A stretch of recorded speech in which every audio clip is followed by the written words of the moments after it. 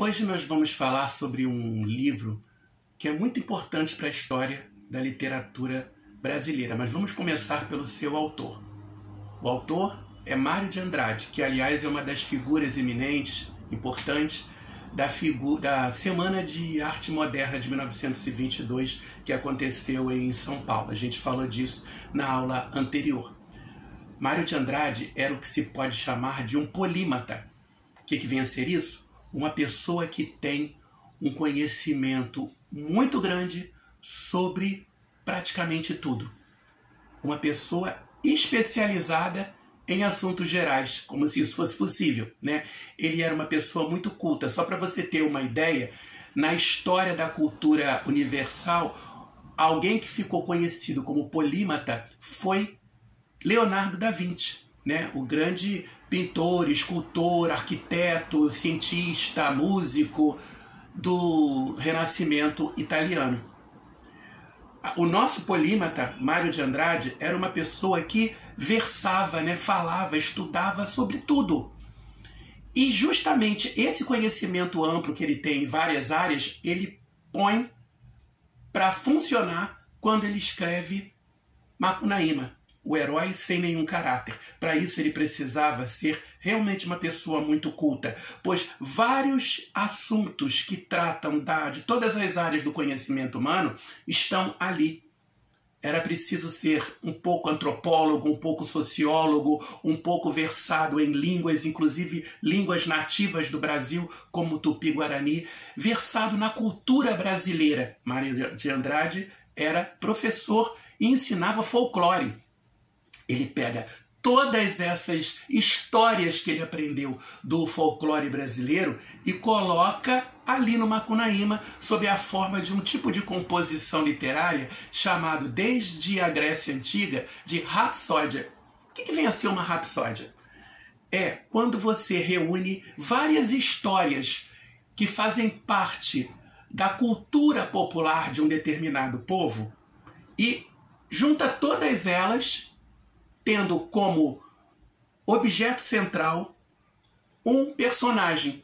Esse personagem é o Macunaíma. Ele é escolhido, ele é tirado da própria tradição cultural sul-americana para ser o herói que vai viver aventuras que têm origens em diversas histórias do folclore, da cultura brasileira e até sul-americana. A mesma coisa Homero fez quando escreveu a Ilíada e a Odisseia. Na Ilíada, o herói central é Aquiles. Na Odisseia, o herói central é Odisseus, que já tinha tido suas aventuras na própria Ilíada. Mário de Andrade fez isso em Macunaíma. Ele pegou diversas histórias que fazem parte da nossa cultura, da cultura brasileira, sul-americana, popular, e colocou Macunaíma como o herói principal que viveu essas aventuras. Uma dessas aventuras vividas por Macunaíma é contada no texto que vem acompanhando esse vídeo. Tá? Macunaíma tinha irmãos. E esse texto, esse pedacinho da história do Macunaíma, de uma das aventuras que ele viveu, conta uma história muito interessante. Determinado momento, e toda hora que eu falo de Machado, determinado momento, Macunaíma estava com os irmãos numa canoa, no rio. E eles estavam doidos para tomar um banho, porque estava muito calor. Só que eles estavam no rio Amazonas, e naquela área em que eles estavam, havia piranhas. E se eles mergulhassem no rio para tomar banho, seriam devorados pelas piranhas. Até que eles vão navegando, remando, e chegam a uma lapa. Uma pedra grande, lisa, como se fosse uma laje, no meio do rio. E eles veem que no meio da pedra tem tipo uma lagoazinha que se formou com a água da chuva. Opa, é a hora de tomar um banho para refrescar. Macunaíma, assanhado como era, mais do que os outros, apesar de ser o mais novo, era o líder da tropa, salta da canoa e mergulha na água e se lava naquela água. Só que aquela água, ela era encantada, porque segundo a lenda, por ali andou o padre José de Anchieta, que depois até foi canonizado, virou santo, e que era milagreiro, de acordo com as histórias que os próprios índios contavam. E quando o padre José de Anchieta pisou naquela lapa, formou uma grande lagoa, como se ele fosse um gigante. E naquela lagoa, a água que tinha era sagrada. Macunaíma tomou banho na água e, como a água era encantada, ele, que era preto, retinto como a noite, ficou branco. A água lavou o pretume dele. Lavou o pretume, mas um pouco do pretume ficou na água, né? Lógico. E aí, o outro irmão resolve fazer a mesma coisa. Vai lá e toma banho para ver se fica branco também. E aí ele fica com a cor do cobre. Por quê? Porque a água já estava suja. Ele não fica totalmente branco. O terceiro irmão resolve fazer a mesma coisa, mas aí a água está mais suja ainda. E como eles gastaram muita água, espalharam muita água, enquanto se lavavam, qual foi o resultado?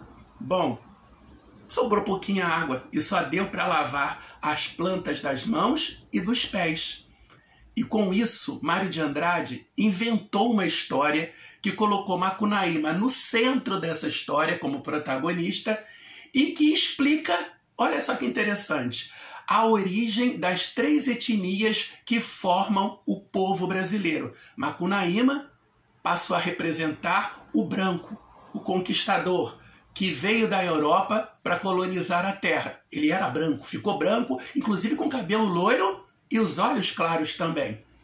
O outro irmão, que se lavou na água que já estava, entre aspas, suja, ele se torna o representante do indígena, cor de cobre, moreno. E o terceiro irmão, que só conseguiu molhar as plantas dos pés e as palmas das mãos, é o representante da raça negra. E aí estaria explicado por que, segundo a história mítica do Mário de Andrade, por que os negros são negros na pele, mas têm as palmas das mãos e as plantas dos pés brancas.